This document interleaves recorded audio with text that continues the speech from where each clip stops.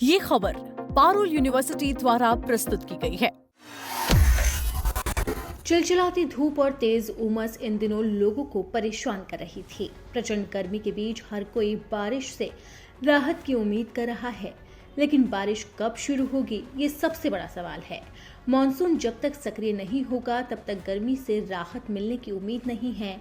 इस बीच भारतीय मौसम विज्ञान विभाग ने मॉनसून पर बड़ी भविष्यवाणी करते हुए कहा कि इस साल सामान्य से भी कम बारिश होगी।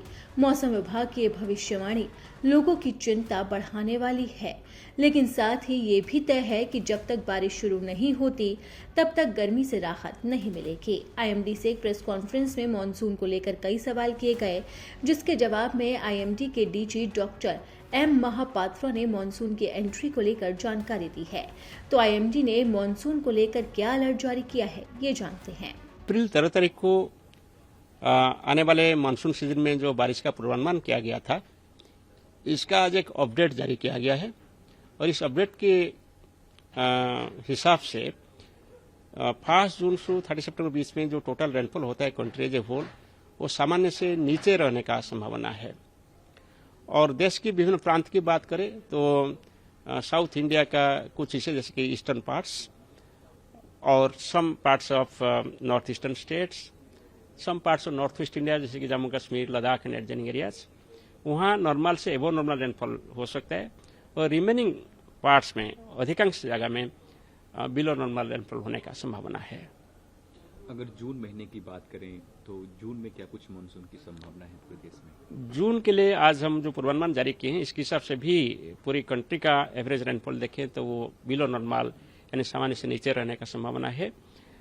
मगर यहाँ eastern part of south India, some parts of north western India, north eastern states और वेस्ट सेंट्रल इंडिया के कुछ हिस्सा में और सेंट्रल इंडिया के कुछ हिस्सा बोल सकते हैं, वहाँ नॉर्मल से एबो नॉर्मल रेनफॉल हो सकता है और रिमेनिंग एरियाज में बिलो नॉर्मल रेनफॉल हो सकता है। हीट वेव की क्या कुछ संभावना है सर? जून महीने में हमने देखा मई में पूरा देश परेशान रहा। जैसे ही टेम्परेचर यूजुअली जब तक मानसून नहीं आता है ज़्यादा होता है और हीट वेव कंडीशन भी डेवलप होता है हीट वेव प्रोन एरिया जैसे कि सेंट्रल इंडिया और नॉर्थ ईस्ट इंडिया और ईस्टर्न इंडिया में। हमारा जो आज हीट वेव फोरकास्ट दिया गया, इसके हिसाब से इंडो गैंजेटिक प्लेन्स में जितना स्टेट्स है जैसे कि पंजाब, हरियाणा, चंडीगढ़, दिल्ली, उत्तर प्रदेश, बिहार, इसके बाद southern parts of Gangetic West Bengal, Odisha, Andhra Pradesh, Gujarat, ये सभी स्टेट्स में नॉर्मल से 2-3 दिन ज़्यादा एबो normal that means heat wave conditions होगा। यूजुअली इस एरिया में 2 से 4 दिन हीट वेव डेज होता है, इस बार और 2-3 दिन ज़्यादा हीट वेव डेज होगा।